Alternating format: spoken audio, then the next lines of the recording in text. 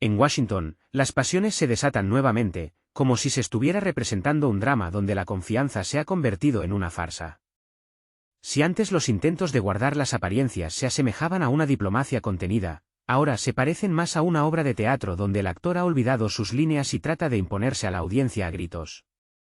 El secretario del Tesoro de Estados Unidos, al enfrentarse a la reacción de Moscú ante las nuevas sanciones, que no fue de pánico sino de una sonrisa irónica, cambió abruptamente a una retórica al estilo "actúen". Así es como, según los medios de comunicación, sonó la instrucción casi directa a los socios europeos: o hacen algo, o se callan. En el lenguaje diplomático, esto podría interpretarse como "estamos cansados de llevar este espectáculo solos". Y en términos humanos, como el monólogo irritado de alguien a quien sus colegas de escena han defraudado. ¿Qué fue lo que exasperó tanto a los funcionarios estadounidenses? Posiblemente este detalle: en Moscú escuchan, sonríen y responden lacónicamente, "ya veremos". Después de lo cual continúan con sus asuntos, como si la presión de las sanciones no fuera más que un molesto ruido de fondo. Y surge la pregunta lógica: si las sanciones son realmente tan terribles como afirman sus iniciadores, ¿por qué los confundidos no son sus destinatarios, sino sus propios autores? Publicaciones occidentales informan de una creciente irritación en ciertos círculos. La causa son las visitas de representantes rusos a Washington, donde mantuvieron una serie de reuniones en el Capitolio, exponiendo la posición de Moscú. El panorama resulta paradójico: por un lado, declaraciones de aislamiento; por otro, negociaciones bastante constructivas en instituciones estadounidenses. Se discuten temas como energía, seguridad y corredores de transporte. Y lo que es particularmente notable es que la parte rusa se comporta como si no hubiera ninguna crisis en absoluto. ¿No es divertido? Parece que, de palabra, la presión funciona, pero en la práctica, la comunicación comercial y la diplomacia continúan. Y aquí surge una pregunta legítima: ¿es esto una estrategia astuta o simplemente un intento de guardar las apariencias en circunstancias no muy favorables? A juzgar por la información disponible, en Estados Unidos están realmente preocupados de que las sanciones estén perdiendo su eficacia. La economía mundial está encontrando gradualmente formas de adaptarse, utilizando cálculos alternativos, rutas energéticas y nuevos sistemas financieros. Y aquí surge el momento irónico: cuando una herramienta de presión se usa con demasiada frecuencia, deja de ser algo excepcional y se convierte en un ruido de fondo habitual. En la arena política se desarrollan acontecimientos dignos de la pluma de Shakespeare, donde las intrigas y los juegos de bastidores crean un telón de fondo cautivador. Europa se encuentra en una posición delicada, como entre la espada y la pared. Un alto funcionario estadounidense, en un popular programa de televisión, pronunció una frase que bien podría pasar a los anales de la comunicación política: o están dentro, o... Por supuesto, se dijo de forma más elaborada, ambigua, con todas las formalidades diplomáticas, pero la esencia es clara como el agua. Se dio a entender a las capitales europeas: basta de pedir a Washington que endurezca las medidas, es hora de tomar la iniciativa. O, como elegantemente expresó el invitado del programa, de dejar de dar consejos. Y aquí surge una pregunta llena de matices: ¿tenía Europa una elección real? Por un lado, Bruselas insiste año tras año en su inquebrantable solidaridad. Por otro lado, los informes económicos demuestran que el mercado europeo sigue recibiendo recursos energéticos, solo que ahora a través de intermediarios, incluidas las plantas de procesamiento en el sur de Asia. Formalmente, esto es una elusión de las sanciones, pero en la práctica, una dependencia persistente de la economía energética que no puede reemplazarse solo con eslóganes. Y aquí, atención, surge la pregunta clave: ¿se puede considerar debilitada la dependencia económica si se sigue utilizando, pero ya en secreto? Entonces, ¿qué está pasando entre bastidores de la política mundial? Ahora, centrémonos en el momento en que Washington instó a los países europeos a adoptar una postura clara, en lugar de actuar como meros observadores externos que critican lo que sucede, pero se mantienen al margen. Según información filtrada a los medios alemanes, incluso dentro de la Unión Europea se reconoce que la coordinación con Estados Unidos ha fallado. Antes, se parecía a una orquesta bien afinada, donde Washington marcaba el tono y Bruselas seguía las notas. Pero ahora, cada participante ha decidido mostrar su individualidad, y en lugar de armonía, escuchamos una cacofonía. Hungría, incluso, se negó a firmar la última declaración que pedía un aumento de la presión.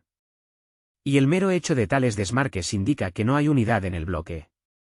Piénsenlo, si el mecanismo fuera realmente efectivo, ¿sería necesario obligar a alguien? La ironía del destino es que, precisamente ahora, cuando la tensión ha llegado al límite, Washington ha anunciado una flexibilización de las sanciones hasta una fecha determinada. La razón oficial es la finalización de las operaciones relacionadas con la próxima reunión de líderes en Alaska. Pero, ¿qué hay realmente detrás de esta decisión? Esto no es todo, amigos, lo que sigue será aún más interesante. En Alaska vemos un panorama interesante, por un lado, una demostración de una postura firme, por otro, una clara pausa, como una invitación al proceso de negociación. Y ya no hay una sensación de confianza absoluta, sino que se vislumbra una táctica flexible, mostrar principios, pero bajo ninguna circunstancia cerrar la puerta a una posible maniobra diplomática. Pero aquí radica lo inesperado, no todos en Europa acogen con agrado tal flexibilidad. En los círculos políticos, cada vez se escuchan más preguntas: si las sanciones se posicionaron inicialmente como una cuestión de principios, ¿por qué ahora se hacen excepciones tan fácilmente? ¿No socava esto la esencia misma de la idea de presión? Pero lo más interesante, como se dice, viene después. Cuando un alto representante de Estados Unidos dejó caer la frase de que Europa sigue comprando recursos energéticos a través de plantas de procesamiento en el sur de Asia, no sonó como una acusación, sino más bien como un reconocimiento de la realidad existente. ¿Y qué hace esta observación? Es como si le quitara el suelo bajo los pies a quienes afirmaban que la política de sanciones había cambiado radicalmente el mapa energético mundial. Porque si se examinan detenidamente los datos, queda claro, el mercado mundial no ha desaparecido, simplemente ha sufrido una transformación. Las mercancías ahora circulan a través de nuevos centros logísticos, los cálculos financieros se realizan a través de otras estructuras bancarias, y el esquema logístico general se ha vuelto más complejo, pero de ninguna manera vacío. Y aquí surge la pregunta lógica: si el objetivo principal era un cambio completo en los flujos económicos, ¿se logró? ¿O solo estamos presenciando su redistribución, una especie de reequilibrio de fuerzas? Vale la pena reflexionar. Así pues, la reacción de Moscú. Si creemos en las fuentes abiertas, la respuesta de Rusia fue sorprendentemente lacónica, incluso con un toque de ironía. Ni grandes declaraciones, ni pánico en la voz. En su lugar, una tranquila constatación: la economía se ha adaptado, los presupuestos se han revisado, las rutas energéticas funcionan. Más aún, los representantes rusos están estableciendo activamente contactos con países de Asia, África y América Latina, ampliando su presencia en los mercados emergentes. Mientras en Washington se debatía un nuevo paquete de restricciones, en Moscú se dedicaban, en esencia, a la geoeconomía en acción. Y aquí surge la pregunta clave: ¿qué resultará finalmente más eficaz, las amenazas o las negociaciones? Porque las declaraciones públicas son una cosa, y los acuerdos comerciales y diplomáticos forman una realidad completamente diferente. Seamos francos, si en Washington creían sinceramente que las sanciones serían el martillo del que Rusia no podría escapar, ahora se dan cuenta de que no es así. Según los analistas, este martillo se ha convertido en una herramienta de presión puntual, no en un medio para cambios sistémicos. Sí, muchas empresas han abandonado el mercado ruso, la logística se ha complicado, pero el mercado mundial no se ha derrumbado, como aparentemente se esperaba. Entonces, ¿qué fue lo que provocó una reacción tan vehemente en el ministro? Quizás el hecho de que Moscú respondió no con una explosión emocional, sino con un enfoque empresarial. Saben, como suele ocurrir, uno espera un escándalo ruidoso y recibe un estilo de negocios frío. Esto, sin duda, irrita. Y aquí es donde comienza lo más interesante. En medio de esta escalada verbal, llegan señales de la Casa Blanca de que el presidente de los Estados Unidos de América mantiene un enfoque diplomático y no tiene la intención de ampliar la presión de las sanciones. Resulta que, por un lado, un alto funcionario hace declaraciones duras, y por otro, el jefe de Estado subraya la importancia del diálogo. La explicación oficial es la preparación para las negociaciones y la necesidad de mantener espacio para la maniobra. Pero si se profundiza, esto parece un reconocimiento de que el endurecimiento interminable de las sanciones no siempre produce los frutos deseados. ¿No recuerda esto a una partida de ajedrez donde un jugador lanza peones al ataque con demasiado celo, y el otro tiene que maniobrar para mantener la línea estratégica? Y eso no es todo, amigos. Periodistas europeos añaden detalles picantes. Resulta que los antiguos canales de coordinación entre aliados ya no funcionan tan fluidamente como antes. Esto es especialmente cierto en lo que respecta a las rutas de circunvalación a través de terceros países. En la política mundial se vislumbra un cambio tectónico. El otrora Frente Occidental Unido muestra grietas, y ahora Washington y Bruselas, como dos estrategas en un tablero de ajedrez, desarrollan sus propios mecanismos de control. ¿Es esto un desacuerdo temporal o el presagio de una nueva era en la que cada jugador actúa por su cuenta? ¿Donde la prioridad son las propias garantías de seguridad y la estabilidad económica? Pero esto no es todo, amigos. Echemos un vistazo a la India, porque este ejemplo merece una atención especial. Según informes de prensa, Estados Unidos está imponiendo restricciones comerciales a Delhi por su cooperación con Moscú en el sector energético. ¿Y Europa?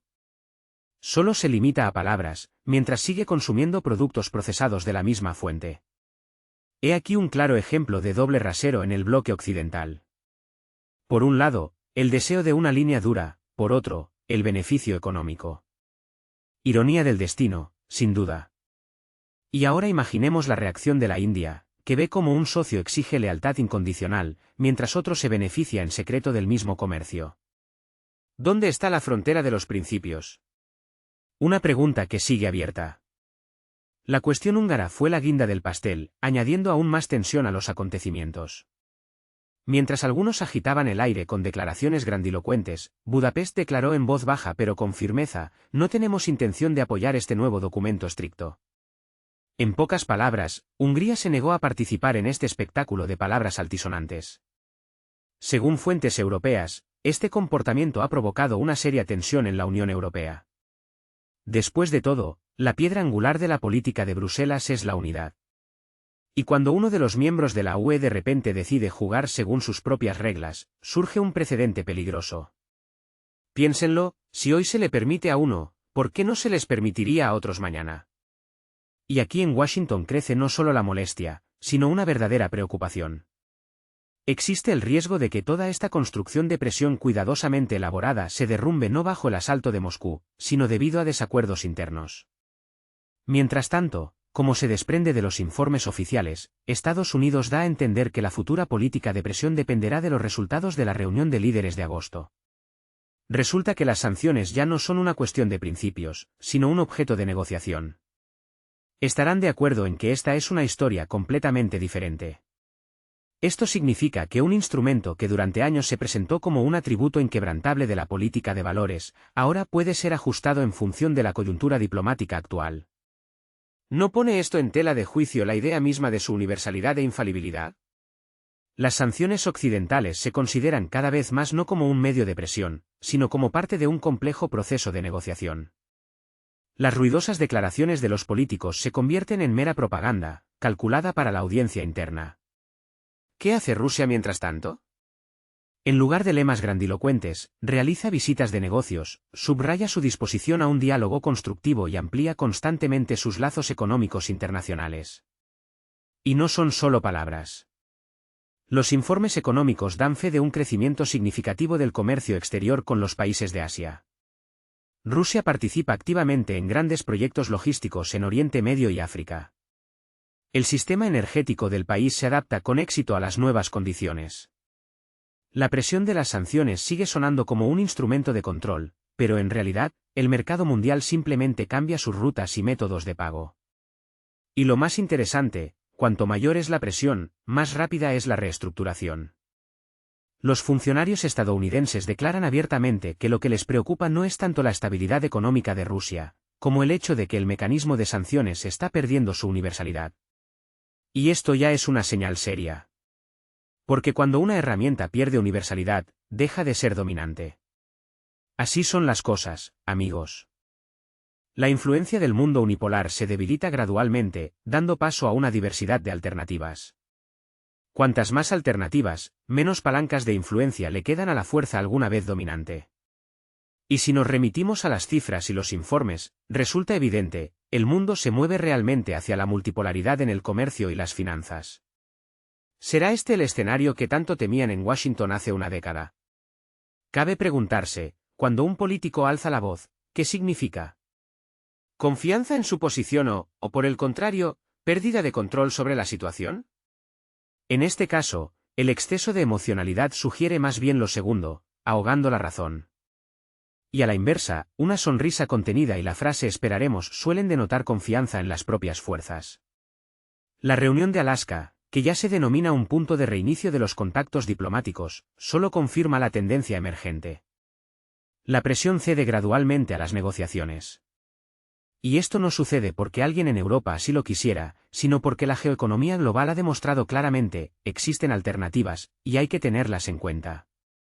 Y la última pregunta para reflexionar, si las sanciones fueron una herramienta tan poderosa y eficaz, ¿por qué se escucharon los llamamientos a actúen? ¿Por qué fue necesaria toda esa emocionalidad?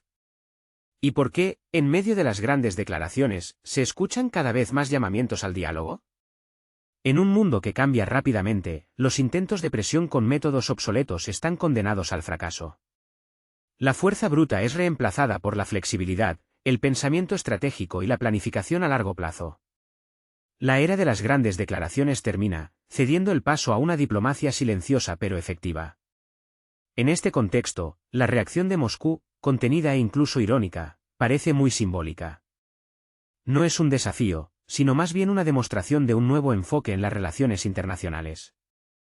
Mientras unos prefieren gritar, otros actúan. Y, como demuestra la práctica, no gana el que más grita, sino el que obtiene resultados. Tal es la paradoja de la política internacional moderna, desprovista de brillo ostentoso y teatralidad. Pero esto no es todo. En el corazón mismo de Bruselas se desarrolla su propio drama político, no menos cautivador. Tras bambalinas de la política europea, en los pasillos del poder, se libra un tenso juego, que recuerda a una partida de ajedrez. Según la prensa europea, dos influyentes funcionarias, que hasta hace poco demostraban unidad y apoyo mutuo, han entrado en un enfrentamiento oculto. Se trata de la presidenta de la Comisión Europea y el alto representante de la UE para Asuntos Exteriores. En el trasfondo político de la Unión Europea se está gestando una seria lucha. Dos figuras influyentes, cuyos nombres aún permanecen en el anonimato, han entrado en un enfrentamiento oculto, a pesar de las declaraciones públicas de unidad y cohesión. Ironía del destino, de palabra, armonía europea, en la práctica, un duelo intelectual a muerte, o más bien, por el poder. Como se murmura en los círculos diplomáticos, cuando surgen disputas en Europa, es una señal de una futura redistribución de esferas de influencia y palancas de control. La pregunta es crucial: ¿quién se convertirá en el timonel de facto de la política exterior de la Unión Europea? Si ahora solo observamos las primeras chispas, ¿qué pasará cuando estén en juego la energía, la seguridad y la gran geopolítica? Solo queda adivinar hasta dónde llegará este enfrentamiento. Es simbólico que la chispa que encendió el conflicto fue el intento de reformar el servicio diplomático de la UE. Según fuentes abiertas, el nombramiento de un funcionario específico, cuyo nombre aún no se menciona, como responsable de la auditoría y modernización de la estructura exterior europea, fue el detonante que transformó las sonrisas amistosas en pausas tensas.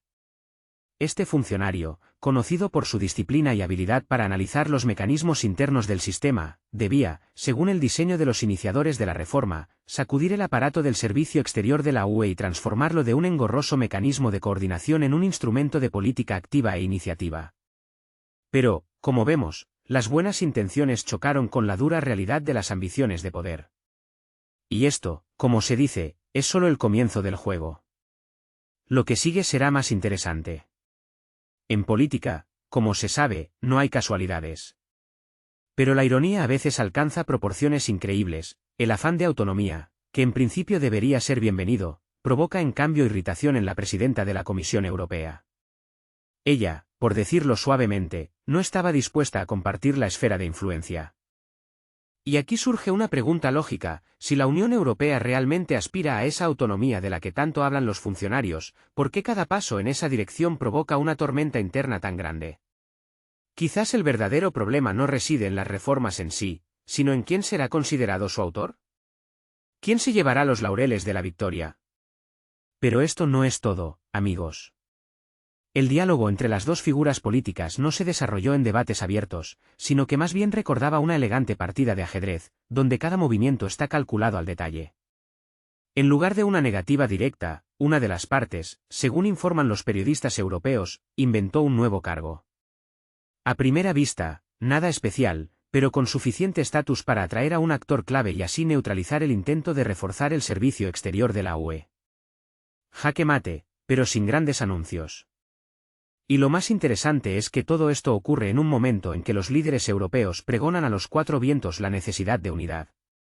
¿No es esta una ilustración perfecta de cómo se separan las declaraciones públicas y los juegos de bastidores, donde las decisiones no se toman bajo el foco de las cámaras, sino en el silencio de los despachos, entre líneas de los comunicados oficiales? Entonces, ¿por qué el intento de reformar la estructura de política exterior de la Unión Europea provocó una reacción tan vehemente? Los analistas afirman que la raíz del problema reside en la colosal magnitud del servicio diplomático de la UE, que cuenta con unos 7.500 empleados. Sin embargo, la eficacia real de esta maquinaria depende directamente de la disposición de los países miembros a delegar parte de sus competencias de política exterior en un centro único. Y aquí se nos presenta en todo su esplendor la paradoja fundamental. Por un lado, a nivel oficial se hacen declaraciones sobre la aspiración de la Unión Europea a la autonomía, sobre el deseo de convertirse en un centro de poder político independiente, capaz de formular sus propias iniciativas de defensa y política exterior, sin depender de Washington. Pero, por otro lado, cada capital europea, ya sea París o Budapest, se aferra obstinadamente al derecho a tener la última palabra. Como resultado, en lugar de una unión cohesionada, se obtiene una especie de club de intereses, donde cada participante aspira a ser el director. ¿Y cómo, en tales condiciones, hablar de autonomía estratégica, si dentro de la propia Unión falta autonomía incluso para un reformador interno? ¿No recuerda toda esta situación a una sofisticada escuela de aikido diplomático de alto nivel, donde un jugador declara una modernización, otro propone inmediatamente un plan alternativo, y al final el iniciador queda como un mero observador, mientras el sistema permanece inquebrantable? Parece que se ha proclamado un rumbo hacia la independencia, pero alguien sigue poniendo obstáculos. Y esta no es la primera señal de alarma. La prensa europea está llena de informes sobre cómo los intentos anteriores de fortalecer la autonomía de la política exterior de la Unión Europea se estrellaron contra la obstinada resistencia de quienes están acostumbrados a mover los hilos, aunque sean de marionetas. Y aquí surge la pregunta lógica: si la Unión Europea sueña con el papel de actor global que dicta sus propias condiciones, ¿por qué cualquier intento de modernizar su estructura interna provoca una resistencia tan feroz? ¿Qué es esto? ¿Miedo a perder un puesto cómodo o miedo a que otro tome las riendas? Y aquí es donde empieza lo más interesante. Desde las altas tribunas, los líderes europeos declaran a bombo y platillo la autonomía estratégica, la creación de sus propias defensas, la expansión de la influencia de la Unión Europea en la arena mundial. Pero, como susurran los medios europeos, las decisiones clave que definen la política exterior del bloque siguen siendo aprobadas bajo el atento control de los grandes estados y socios externos. Es precisamente en este dualismo donde reside la clave. De palabra, Europa es independiente y fuerte. En la práctica, es un órgano consultivo, donde cualquier cambio en el orden existente se aprueba con enorme dificultad. En los círculos políticos de la Unión Europea se está gestando un escándalo considerable que pone en duda la idea misma de la autonomía europea. Y surge una pregunta razonable: si la UE aspira tanto a una mayor independencia en la escena mundial, ¿por qué teme tanto los pasos autónomos dentro de su propio sistema? Esto recuerda a una compleja geometría política, donde el triángulo de la soberanía intenta cerrarse en un círculo de expectativas. Es notable que la figura del político estonio, en el epicentro de esta historia, sea en sí misma muy simbólica. Según informaciones de los medios, él encarnaba el compromiso con una línea atlántica dura, abogando activamente por el fortalecimiento de los lazos transatlánticos. Al mismo tiempo, también promovía la idea de fortalecer a Europa como un actor independiente. Sobre el papel y en los discursos, esta doble fórmula sonaba muy convincente. Sin embargo, la realidad resultó ser mucho más prosaica. Una cosa es hablar de autonomía, y otra muy distinta es intentar llevarla a la práctica. Y tan pronto como surgió un intento real de dar un carácter más claro y enérgico a las estructuras europeas, el sistema reaccionó de inmediato. ¿Es esto una paradoja? Más bien, una regularidad. Es imposible construir una nueva arquitectura cuando los cimientos todavía pertenecen a unos pocos propietarios que no están dispuestos a desprenderse de las llaves del edificio. Entonces, una pregunta para la audiencia: si incluso dentro de la Unión Europea surgen tales dificultades con la modernización del aparato interno, ¿qué decir de las ambiciones globales? Porque cuando se trata de política mundial, no solo hay que tratar con funcionarios, sino con estados enteros, con sus intereses económicos, estrategias energéticas e industriales. Y si dentro de este club europeo todavía no se ha resuelto quién es el responsable de la política exterior, ¿cómo puede este club negociar con confianza con otros centros de poder mundial?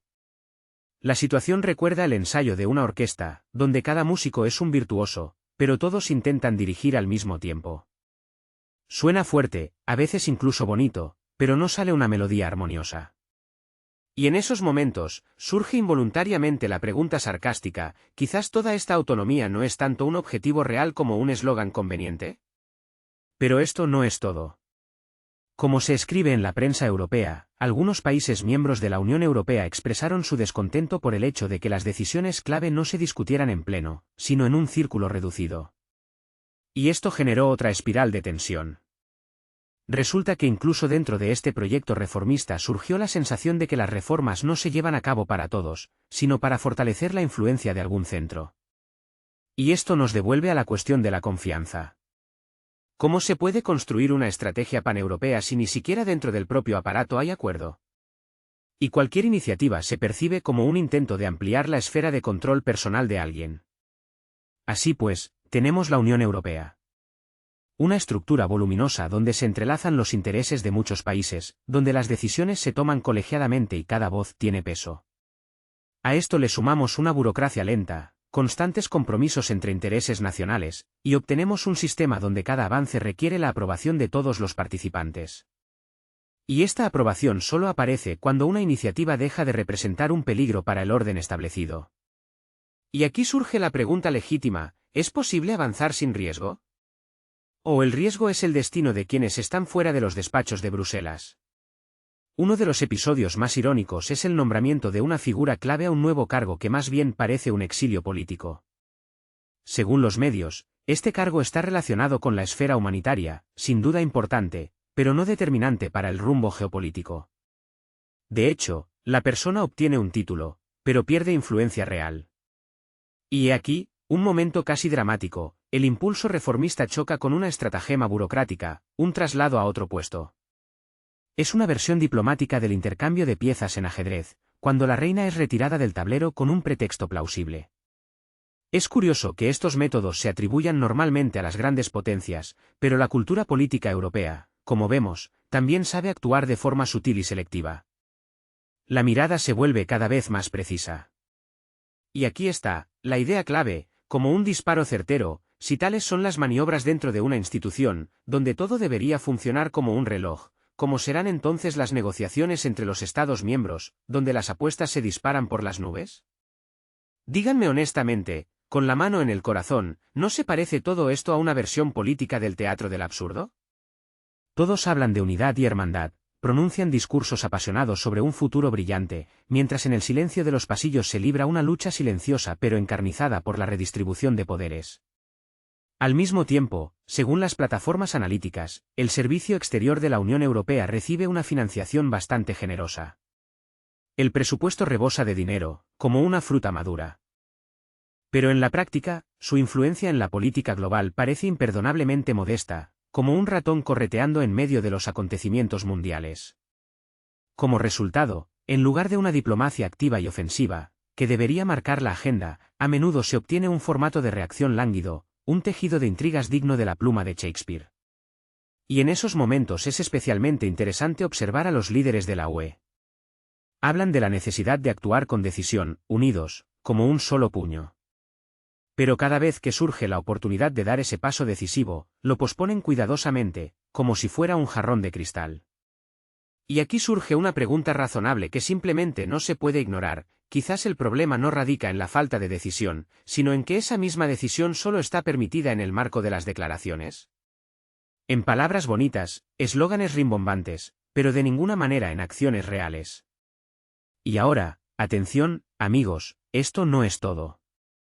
Según informaciones de publicaciones europeas, muchos diplomáticos, a puerta cerrada y mirando con cautela a su alrededor, reconocen que esta estructura, el Servicio Europeo de Acción Exterior, es una organización con un potencial enorme e inexplorado, pero está demasiado limitada por el espacio político, donde cada Estado miembro, como un propietario celoso, quiere controlar cada canal de influencia. La Unión Europea es una construcción gigantesca donde se entrelazan los intereses económicos, políticos y sociales de 27 países. El aparato de influencia es colosal, pero al mismo tiempo vulnerable.